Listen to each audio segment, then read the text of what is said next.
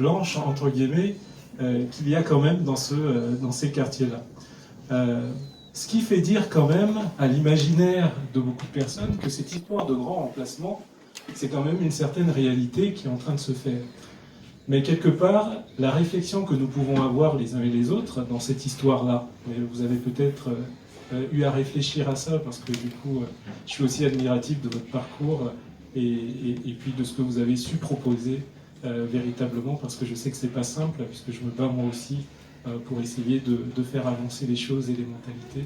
Et on voit bien que c'est pas si simple que ça, même à notre époque, parce qu'il y a aussi des courants, comme ceux que je viens de citer, qui malheureusement nous font faire 3 bonds en arrière alors qu'on fait des bonds en avant. Donc la question en fait très simple, c'est cette question du grand remplacement. Comment est-ce qu'on affronte chacun de nous qui sommes ici le quotidien en ne pensant plus que la personne qui est en train de parler a une couleur de peau, mais peut-être que la personne qui est en train de parler est simplement un Français comme un autre qui est en train de faire avancer les choses.